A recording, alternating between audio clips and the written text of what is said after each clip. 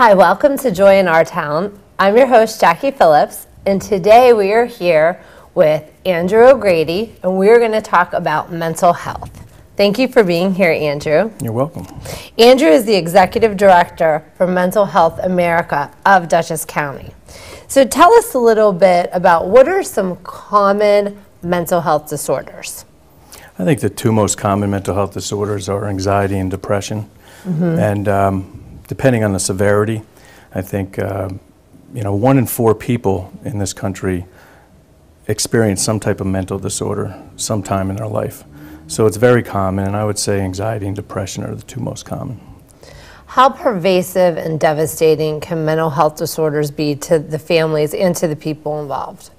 It's very difficult when you have a family member with any type of mental disorder. My hope is that everybody would be as supportive as possible to people that are struggling with something. But it doesn't always happen, especially if it's a serious illness and it's spanning years and decades. Too often I see with people with very serious mental health disorders that they're kind of abandoned by their families, and it's really unfortunate. I think their behavior sometimes can be difficult to deal with and difficult to manage, and I think unfortunately they're kind of left alone as they get older. So it can be devastating. It's very taxing. If you have a child with an illness, it's hard to deal with the schools, to deal with their friends, and it's taxing on the family. But most people don't seek the treatment that they should because there's a stigma attached to it, and that's unfortunate because there is help. And with all this help available, why don't you think people seek the treatment that's necessary? I mean, it is confidential. I mean, anybody that even watches TV knows that you can't go tell that, you saw Jane whoever that day. Why do you think they avoid treatment? I think it's hard to say. It's hard to say that you're struggling with something. I think people feel like it's a weakness, and it really isn't. Like I said, 1 in 4 people struggle with something in their life. We're all on a spectrum from the most mentally well you could be to the most ill you can be. We're all on that spectrum somewhere, and the spectrum moves for everybody. Sure. You could lose a job and fall into the the depressed area, the anxious area. You could have had a trauma in your life, and it causes a little PTSD, the symptoms associated with post-traumatic stress disorder, or you could be going through anything, divorce, any stressors, and it can cause depression, it can cause anxiety, it can cause panic attacks. We all go through something sometime in our life, and I think people feel like it's a weakness, and they're afraid to say out loud. There's too many people that use a hometown pharmacy, for instance. Oh, yeah. But then they do talk to their doctor, and their doctor gives them, an antidepressant. But they don't go to their hometown pharmacy to fill that prescription. It's they probably drive like 10 minutes away. They don't want anybody to know they're on that. Yeah. It's not a weakness, though. It's a sign of strength, actually, to go and seek the help, because you don't have to suffer with anxiety, depression, or any other mental illness. There's recovery is possible, treatment is possible, treatment is helpful. Mental health is really the pendulum of life, right? As it sways, you could go back and forth, depending on the type of person you are, the family you have around you, your support system. What should people do if they know that they are starting to experience some symptoms? What are some things that people can do to help themselves? I think it's really important to be willing to start with your primary care physician. It's really important to start with your primary care physician, go meet with them, talk to them about the symptoms you're having. They should know enough about mental illness to at least refer you to somebody. But you always want to rule out that there's a medical reason for it. I just wrote something on our Facebook page about panic disorder this morning, and many times certain illnesses, asthma, for instance, and certain medications that treat asthma and other illnesses can cause panic disorder, can cause panic attacks, not panic disorder. So you always want to rule out the medical, make sure that there's not something going on physically that's causing whatever symptoms you're having. But don't be afraid to accept that maybe there's nothing physically wrong, and maybe it's just something that's psychological. It doesn't make you weak. If you're honest with your doctor, honest about the symptoms, you rule out the medical, and then they refer you to a professional that can help you through something. I think the first step is being honest with yourself. True, very true. being honest with yourself, being honest with your loved ones to say, hey, I think there's something wrong. Yeah. Now, once you do find your honesty and accept that you possibly may have a mental health disorder or just a problem for the moment, do you think treatment is effective? Treatment is very effective. Yeah. You know, you can start you could find support groups in the area that other people that are suffering or dealing with the same thing you're dealing with, and get together. You find out you're not alone. You find out it's okay, and you hear about ways other people have coped with these issues. That's extremely helpful. So working with a peer is extremely helpful. Talking to your doctor, getting referred to a therapist, cognitive behavioral therapy is extremely helpful. Talking to a therapist, talking out your issues. You know, verbalizing it is extremely rewarding. Well, it lets the load off of your shoulders. And you're free. It almost is as simple as that, because holding a secret inside it can be devastating, can really weigh on your mind. So, you know, get rid of the secrets, be honest, be open about it. You know, the only way stigma is going to get released from this world is if people actually stood up and said, hey, you know, I have this issue. You know, we've seen things in history where, you know, things weren't talked about or dealt with, and all of a sudden somebody stands up and deals with it, and you start breaking down the barriers. Sure. And then less people will be afraid to get help, less people will be afraid to get treatment, and hopefully the world's a little better place. Well, what are some of the signs that people could look for to know that they have a mental health disorder, or a loved one or friend or anyone, you know, in your life would have a mental disorder? I think looking at what your baseline is, or what your loved one's baseline is, and I think you'll probably see it in a loved one quicker than you'll see it in yourself, because sometimes you don't know that you're veering off your baseline. But are you sleeping differently? Is your sleeping pattern different? Are you sleeping more, or are you sleeping less? Are you eating more or eating less? Is your appetite different? Are you struggling with getting to work? Anything outside the ordinary, and you know, the symptoms for different illnesses vary, so I can't really go into symptoms, but anything that's different than your average normal routine, something's a little off. You know, try to think about what it is. You know, kind of challenge yourself to think about what's going on, and then make an appointment. You don't have to go immediately to a therapist. Again, make an appointment with your primary care physician. Talk to them about it. It could be something so simple too. Exactly. You know, exactly. I think the internet is wonderful and dangerous, because you may start doing a little research and be scared of what you find, and maybe that's part of avoidance as well. It's interesting when you take a psychology class in college, and many people watching this show probably have, you know, maybe the teacher said, hey, when you open this book and you read about these psychological disorders, don't automatically think that you have them, because, so that's the problem with the survey. For medical or psychiatric, but taking the survey is not always a bad thing. I wouldn't take it as gospel, but you know, look at it. Take the questionnaire if there's one. It's okay. You'll probably get a bunch of junk mail after that, but take the survey and use it as a talking point with your doctor when you go see them. Now, what would you suggest someone do that realizes they are suffering from a mental disorder, that it is affecting, you know, their daily routine, their relationships? What is that next step that you suggest someone do to help themselves? You really need to. Well, first of all, in this county, in Dutchess County, Dutchess County Helpline is available, and you can call that number by calling 485-9700.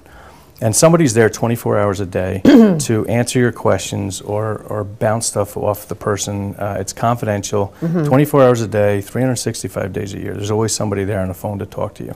But making an appointment with your doctor, talking to your peers, talk to your friends. Don't be afraid to discuss something you're going through. If you know they're truly your friend, they're not going to run away because you said that you couldn't sleep, or because you had a panic attack, thought you're having a heart attack. Don't be afraid to talk to people. Take that chance and trust in people. Hopefully you won't be let down. And start the conversation, start the dialogue. Now, tell us, what is your role as a Mental Health America Dutchess County? How did you become involved with this issue? I got my master's degree in social work over 20 years ago, 22 years ago, wow. And I worked in an outpatient mental health clinic as a therapist, and then I was the director of that clinic, and I ultimately came to MHA because I wanted to oversee the case management department, which helps people in the community make sure they can manage their issues in the community. And since then, about a year ago, I became the executive director of the agency, and mental health is my passion, and I really enjoy working with people. What are some of the programs that you offer? We have an adult care management program. Like I said, we match clients with case managers who go to their homes and make sure they're managing everything they need to manage in the community. That's the largest program of its kind in the state. And we have about 1,300 active clients, all with a serious mental health issue. Sure. It's not just anxiety or depression. It's more serious than that. We also have family support and advocacy, so we deal with families. When the child has a mental illness or when the adult has a mental illness, we help strengthen those families. We have many various programs within our agency. We have a day homeless shelter in Poughkeepsie called the Living Room Program. And we have a mental health library right in our space. We provide supportive housing for individuals with mental illness. And we have about 120 employees, and they're all fantastic, and they work very, very hard. Now, do you see a lot of generational mental illness where someone in the family, maybe the mother suffers from anxiety, depression, bipolar, and then you see the children being affected by this disorder as well? Is this something you tend to keep track of? I think that I think we ask that question. We ask the history of an individual, and is there a family history of mental illness? Because it's definitely hereditary. So you have to look at that. It does impact families, though. If Yes. someone's very depressed in the family and they're not going to work, they're quick to get angry, upset. It impacts everybody in the whole family. It impacts the family dynamic. So the message is, seek help if you're feeling you could have an issue. Seek help. It could be as simple as a small dose of an antidepressant or an anti-anxiety, and it could be as simple as some therapy sessions. Now, I've learned a lot, through the years of just reading and meeting people, and a lot of people say that exercise is really your #1 best friend when it comes to mental health. It is true. Yeah. Getting out there, walking, exercising, it releases endorphins. It just makes you mentally well. It helps. Nutrition, eating the right foods, it all plays a part into making things better for the individual. Because you're feeding your body, you're keeping it busy, and you're making it happy. Wow, very good. Right? I like that. And it probably takes your mind off things, too. Right, exactly. Yeah. Now, Mr. O'Grady, thank you for being here. You're welcome. Thank you for your wonderful program. And thank you for watching Joy in Our Town. I'm Jackie Phillips, your host.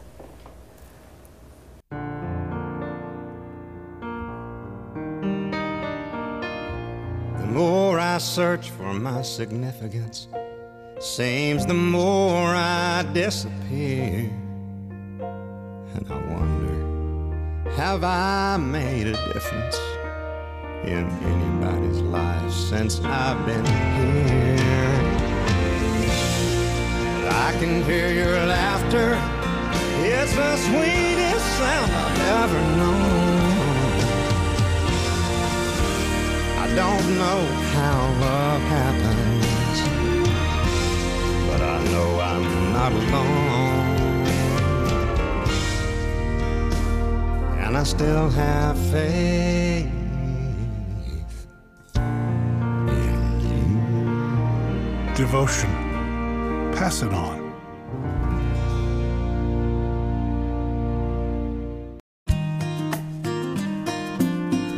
Hi, I'm Jackie Phillips, the host for Joy in Our Town, and we are here today with Caroline Barden, the writer and director for The Rooms, and we're going to talk about substance abuse and how it affects all the people in the Poughkeepsie area.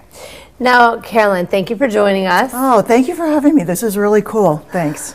Now, tell us about substance abuse in the Poughkeepsie area and its presence here. Well, it's pretty prevalent all around our nation. In fact, somebody was just saying to me, wow, addiction is such a hot topic right now. There's so much attention being paid to it because of our celebrities who are getting a lot of notice. So I don't think it's any more prevalent in this area than anywhere else. It's just that we have a lot of programs, a lot more than some areas, to deal with it. That's what I found. And of course, I was born and raised in Poughkeepsie, my hometown, and I wrote a play called The Rooms, and I didn't make any money on it. I think it was very well received, and so we did do that in Poughkeepsie a couple weeks ago. Now, let's talk about addiction. What is addiction? And can you become addicted just one time? Like just doing something one time? Can you become addicted? That might be better answered by a medical doctor, someone really trained in the field. Okay. My take on it, no, I don't think that you can become addicted just one time. But then again, I'm just a layperson. I think that doing something over and over and over again becomes a habit. Now they say it takes 30 days to make a habit or 30 days to break a habit. Okay. So I think it's the repetition. I have heard occasionally, oh, I had my first drink and I was hooked. I don't know how much I really buy into that, but that's just my own take on that. What does addiction mean to you? What does addiction mean? I think a lot of people have different, various thoughts on addiction. It's doing something that is eventually hurtful to you and not being able to stop doing it. That's my definition of addiction. You know, it's an insidious disease. I'm a late bloomer. I didn't really feel I was addicted till I was, let's just say, over 50. And, you know, some people are teenagers right away. They're all of a sudden in a rehab and they realize it's a problem. For some of us, it took almost a lifetime. Failures, disappointments, depending on something that wasn't good for us. So there's not really like one answer. We can't really just like wave a magic wand and go, that's addiction, that's not. There's shades of gray here. Sure. No, I'm not really answering your question, but it's you are. It's a tough one to really. It's different for everyone. It's different for everybody, and recovery is different for everybody too. Well, why is the support system so important for recovery? It's the isolation that you feel when you really have a problem with addiction. Our AA family lost a beloved member 10 days ago. She overdosed. And she stopped returning phone calls. She's my very good friend and very well known in the AA community. She stopped returning phone calls. She isolated and found her with an empty bottle of pills and a bottle of vodka. 49 years old, 2 beautiful daughters. That's why we have to stay in touch. And that's why if you think somebody's isolating, if they're not returning your phone calls, I mean, we have emails, we have more ways to be in touch with people. And if somebody just like drops out, that's like a little red flag, you know, maybe just call them up.